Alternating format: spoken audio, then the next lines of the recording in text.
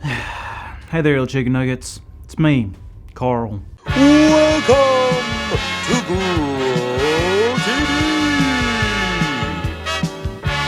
hosted by Carl, where we have fun with our friends, talk about Jesus, and go over everything the Bible has to offer. Now, once again, welcome to Grow TV. Well, I know y'all probably expected me to be famous by now, for me to have millions of views on my dancing video, and for companies begging me to be their spokesperson. Well, I guess I have news for you. That's exactly what happened! So let me tell you what happened. Last week I was there finishing up Grow TV. I looked at my phone and I saw I had over 1,000 notifications. Apparently someone famous saw my video and decided to share it. And that led thousands upon millions of other people to see it. Now there's companies all over wanting me, Carl, to be the face of their organization. Isn't this incredible? I'm becoming famous. I mean, look at this. I got a fancy new vest as a gift. And these special new glasses. Oh, and I can't forget this. I tell you what, things are changing big time. But I gotta be honest, I need your help with something. Now, all famous people have agents. People that kind of just like make sure you get whatever you want, right? So I got an agent. Come on in here, Sebastian. Hey there, cool Carl. How you doing, man? Good to see you. You're a rock star. Yeah. So tell me, how are you doing? I'm doing great. Hey, by the way, did I get that audition for that movie? Sharknado 3000, The Return of the Sea Otter? That's the one, yeah. Oh yeah, we're gonna get you in that for sure, as long as you don't mind getting eaten by a 2,000-pound stingray.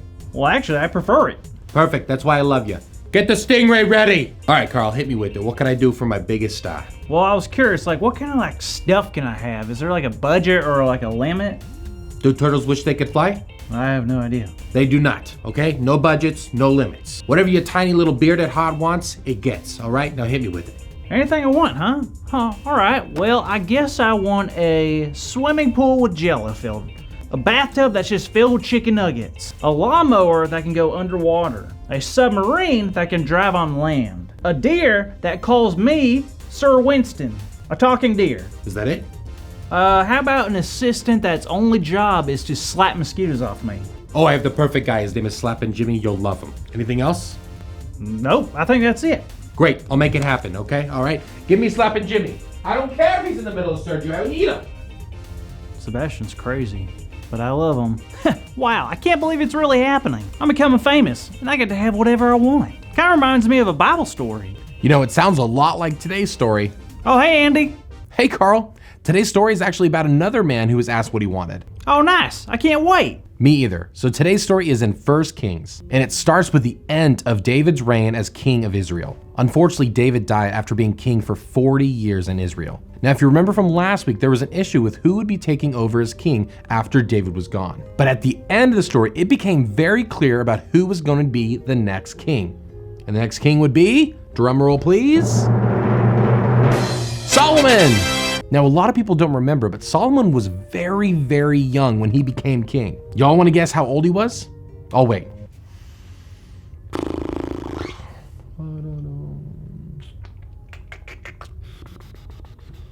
Got your guess? He was 12 years old. Now, I don't know about you, but I think when I was 12, I was rolling around in the dirt as a kid, pretending I was a carrot. So I could not have been a king. At all. But Solomon was. Now, when you think about what you would do as your first day as a king or a queen, you'd probably make some new laws first, right? Like everyone has to eat dessert first before they eat dinner, or no bedtimes before midnight, or maybe that every single person who is mean has to eat broccoli for a week. But you know what Solomon did first? He made sacrifices to honor God and his father. How cool is that? I think God was very happy that Solomon was king because when he was sleeping, God spoke to him in a dream. Solomon was asked what was something that he wanted from God. Now, Solomon could have asked for anything in the whole entire world. He could have asked for all of the land, or to be the richest man in the world, or to even be the biggest and strongest king on the planet. But you know what Solomon asked for? He asked for wisdom. You see, Solomon was young. He was only 12 years old, and now he was leading thousands and thousands of people. He was going to need some help to make the right decisions and to know what's the difference between right and wrong, and also just to be the best leader for his people. So you could probably imagine that God was super happy that Solomon asked for wisdom over everything else. So pleased that God not only gave Solomon the wisdom that he asked for, but so much more than that. God gave Solomon an overwhelming amount of wealth and riches and honor. God was making sure that there would be no greater king in his time. And God told Solomon if he listened and obeyed God, then he would have a long life just like his father did. Isn't that incredible? I mean, Solomon, a 12-year-old kid who takes over the position of his father as king, who was probably the greatest king of all time, had just had the opportunity to ask for anything in the whole entire world. And instead of asking for money or land or castles or whatever, he asked for wisdom. Then God rewards him in a massive way. And there's another pretty cool thing, that there's another storyteller in the Bible named James, and he tells us that if we pray for wisdom, God promises us that we will receive it. How cool is that? I mean, we can have wisdom from God just like Solomon did, but we have to ask for it. And so when I look at this story, all I can think about is how when we need help, we can ask God for guidance.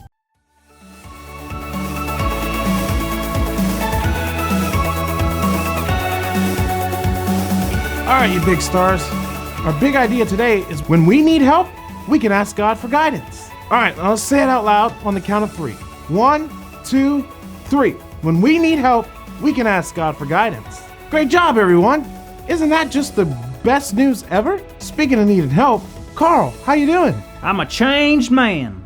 Nothing but caviar dreams and chicken nugget living from now on. I can't wait to see where this fame's gonna take me. Get excited, kids, because it's gonna be fun.